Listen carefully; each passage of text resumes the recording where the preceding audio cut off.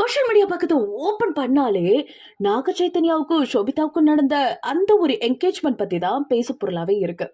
ஆனா ஏன் சமந்தா அவர்கள் இத பத்தி எதுவுமே பேசல அப்படிங்கிற கேள்விக்குறியும் பக்கத்துல இருக்குல்ல.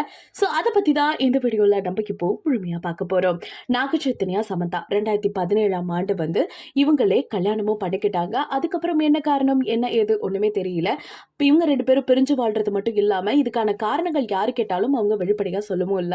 சமந்தா அவர்கள் மட்டும் ஸ்ட்ராங்கா ஒரு விஷயத்துல இருந்தாங்க. எங்களை பத்தி பொய்யா யார் யாரெல்லாம் தகவல் பரப்புறீங்களோ அவங்களுக்கெல்லாம் கண்டிப்பா சட்டபூர்வமா சில பனிஷ்மெண்ட் இருக்குங்கிற மாதிரி அவங்க சொல்லிக்கிட்டு தான் இருந்தாங்க. அதுக்கப்புறம் சமந்தாவுக்கு உடல்நல சரியில்லாம இருந்தது. இப்ப அதுல இருந்து ரெக்கவர் ஆகி வந்திருக்காங்க. ரீசன்ட் பீரியடா நம்ம கேட்டுட்டு இருக்க ஒரு நியூஸ் அப்படின்னு கேட்டா ஷோபிதா துலிபாலாவுக்கும் நம்ம நாகச்சைத்தன்யா அவர்களுக்கும் நடந்த என்கேஜ்மெண்ட் தான் ஹைதராபாத்ல நாகச்சைத்தன்யாவோட வீட்லயே நடந்திருக்கு. தன்னோட மகன் வந்து செகண்ட் மேரேஜ் பண்ண போறாரு அப்படிங்கிற ஒரு ஹாப்பி அனௌன்ஸ்மெண்ட்டை தன்னோட இன்ஸ்டாகிராம் பக்கத்துல நாக அர்ஜுன் அவர்களும் போட்டிருந்தாங்க. இதை பார்த்து நிறைய பேர் கமெண்ட்ஸ் பண்ணிட்டு வந்திருந்தாங்க. என்ன ஆச்சு சமந்தாவுக்கு, சமந்தா ஏன் இதை பத்தி எதுவுமே சொல்லவே இல்லை, எனிவேஸ் அவங்க ஹாப்பியா இருக்கட்டும் அப்படிங்கிற மாதிரியும் சொல்லிட்டு இருந்தாலும் ஒரு பக்கம் இவங்க ஷோபிதா அவர்கள் எப்படி இவங்களுக்கு அறிமுகமானாங்கிற ஒரு கேள்விக்குறியும் இருந்தது. ஆனா அது எல்லாத்தையும் போட்டு உடைக்கிற மாதிரி ஒரு சில விஷயங்களும் கிராஸ் அவுட் ஆனிச்சு. ஷோபிதா அவர்கள் ரொம்ப நாளாவே நாக சைத்தன்யா அவர்களோட பழகிட்டு வந்ததாகவும் ரெண்டு பேரும் காதலிச்சு தான் சம்மதத்தோட இப்ப என்கேஜ்மெண்ட் பண்ணிருக்காங்க. நிறைய இடத்துக்கு ஒன்னா போறது, போட்டோஸ் வீடியோஸ் எல்லாத்தையும் சோஷியல் மீடியாவில் ஷேர் பண்ணுறது, இப்படி தான் அவங்க ரொம்ப ஹாப்பியாகவே ரன் ஆகிட்டு இருந்தாங்க.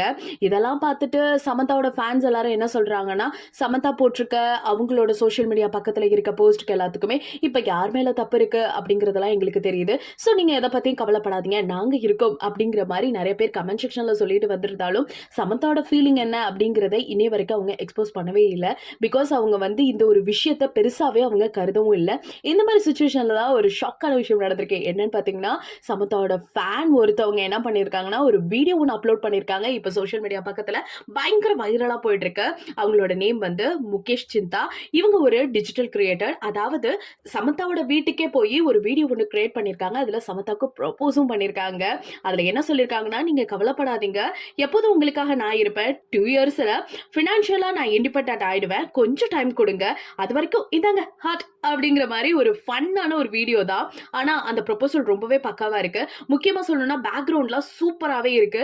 இதை பார்த்து சமந்தா அவர்கள் கமெண்டும் பண்ணியிருக்காங்க. என்ன சொல்லியிருக்காங்கன்னா, உங்க பேக்ரவுண்ட்ல இருக்க ஜிம்மை வச்சே சொல்ல போனோம் அப்படின்னு கேட்டா நான் ஆல்ரெடி வந்து உங்களுக்கு ஓகே சொன்ன மாதிரி ஆயிடுச்சு அப்படிங்கிற மாதிரி சமந்தா சொல்லியிருக்காங்க. இது என்ன காரணம் அப்படின்னு பார்த்தீங்கன்னா, சமந்தா வந்து மோஸ்ட்லி டைம் ஸ்பெண்ட் பண்ற ஒரு இடம் அப்படின்னா ஜிம் தான். ஸோ அவங்களுக்கு வந்து ஃப்ரீக்வெண்டா ஜிம் தான் ரொம்பவே பிடிக்கும். அப்படி இருக்க நிலையில அவங்க இதெல்லாம் பார்த்துட்டு ரொம்பவே ஜாலியா எடுத்துக்கிட்டாங்க.